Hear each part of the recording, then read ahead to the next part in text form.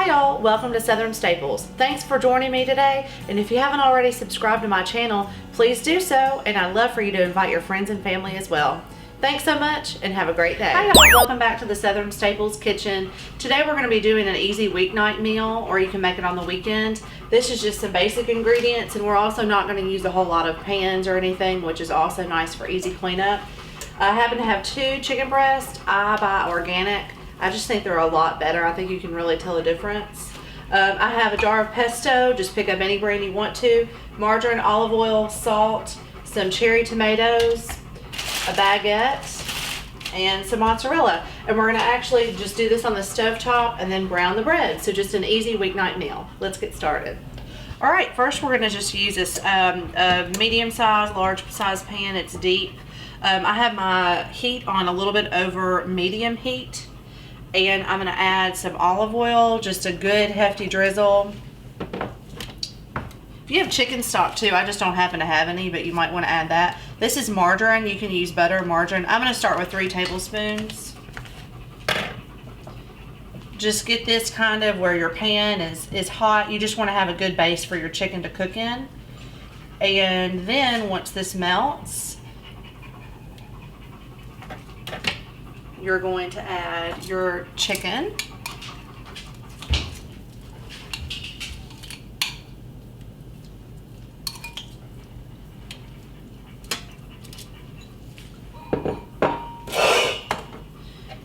And like I said, you need to get the heat up a little bit higher.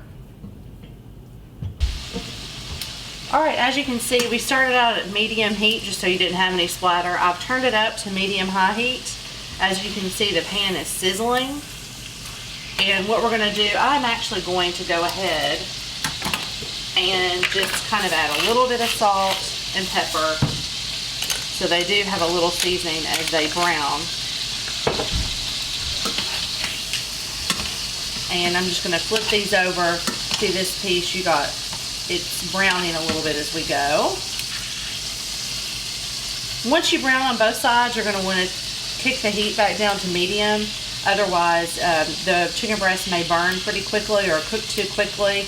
We're just going to seal both sides in so the juices stay in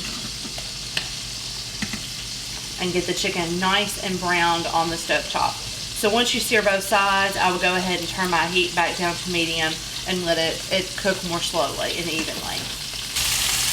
All right, so we have the chicken browning on the stovetop. This is just another easy side that goes really well with this dish. This is just a French baguette. Preheat your oven to 400.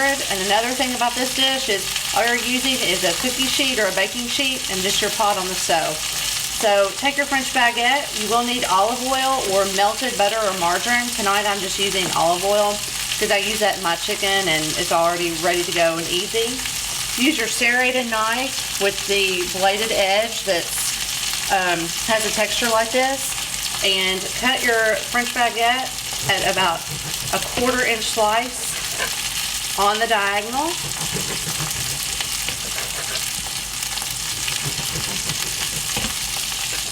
And you can cut off as many as you would like to go with your dinner. And then this is another great kitchen tool. This utensil is a silicone brush. This comes in handy for a lot of sauces, barbecue sauce, brushing butter on top of a pastry. So tonight we're just going to dip it in a little olive oil, cut on both sides, then place your baguette pieces on your cookie sheet or baking tray, and then pop those in your oven at 400 degrees for 8 to 10 minutes. And make sure you do turn them a couple times, that way they toast evenly to a nice golden brown on both sides. And as you can see, they're browning. It's probably been about 10 to 15 minutes. And you know, there's no exact science to cooking, so I did add a couple more tablespoons of margarine just to kind of get a good base for when we add those tomatoes, and a little bit more olive oil, and I just made a little bit of a drizzle, not too much. And as you can see, the chicken is browning really nicely. All right, y'all, tonight my chicken actually cooked pretty fast, so no worries. I'm actually gonna remove this from the heat.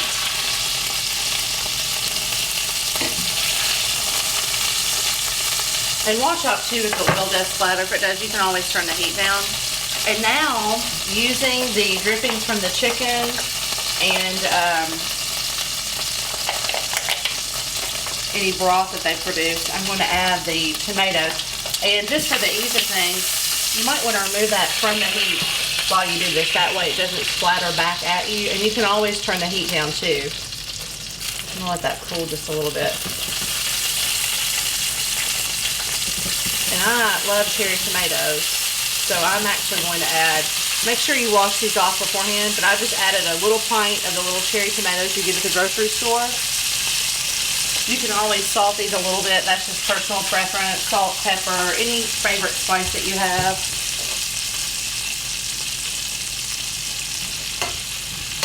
And we just want these to cook down where they're very soft and kind of crinkly looking. So I'm going to put this back on the heat, and I have turned it down to about a 3 or 4, just because my oil was really starting to splatter. And what you want to do is just keep these moving. That one doesn't look too good. Keep these moving and let them kind of get crushed down. In the meantime, since we're not going to have these on for maybe about 8 minutes, I'm going to go ahead and put my baguettes in the oven at 400 degrees, and remember, for about 8 minutes. 8 to 10, so in about 4 minutes I'm going to turn them. So just keep moving the tomatoes on the stove. Alright, to speed this along, and that way the heat's really contained on the stovetop, I am going to put the lid on and just kind of check it every couple of minutes and make sure you're stirring them. But that way they're kind of creating, the heat's just going to cook the tomatoes a little bit faster, and that'll make a great, just a fresh summer kind of topping for the chicken breasts. Alright y'all, these tomatoes have had the lid on about between a 4 and a 5, so just below medium heat. But feel free, you know, stir them, check them a couple times. Everybody's stuff's different. And you know what? If it's not perfect, no one will know. As long as it tastes good, that's all you have to worry about. So I'm going to remove the lid, and as you can see, they're a really nice, soft texture. Kind of look crushed. So what I'm going to do now is, I've not adjusted the heat. I'm going to take the mozzarella and just do a really, really thin slice. That timer's actually for my baguette. I'm going to take a really, really thin slice of this mozzarella. You can get this at any local grocery store. I'm just going to slice off a couple slices. I also have my pesto back out. I just buy the store-bought. You know, you can use your food processor and some olive oil to make fresh pesto. Tonight, this is just what I had. This is what I happen to have. So, hey, that's where dinner was born. Since the baguettes are ready, toasted baguettes, as you can see, those are nice and toasty. I'm going to put those aside for a little bit. Okay, so what we're going to do just to finish this chicken dish off, like I said, we've only used a baking pan and one stovetop pan, which I really like because I'm the cooker and most of the time the cleaner-upper too. So I'm going to add the chicken back, and I have not adjusted the heat. It's still right below medium. And this is just kind of an experiment. I'm going to take the pesto, I put a little in this cup, and I'm using my brush again. I'm going to brush a little bit on the top of the chicken. I just love pesto. Gives you a nice, this is a basil pesto. Put a little on top. Use more or less to your preference. And then with the mozzarella, I'm going to just put a thin slice on each piece of chicken. And what I want to happen is then what I'm going to do is just put the lid back on the pan just for 1 or 2 minutes, just so the mozzarella starts to kind of get softer and melt. Just for a couple minutes, and then that's about it for your chicken. As you can see, the chicken with the mozzarella and basil, and actually, just because I like the green that the pesto brings to the dish, I'm going to just barely put a little bit on top. I think that really adds some nice color to it.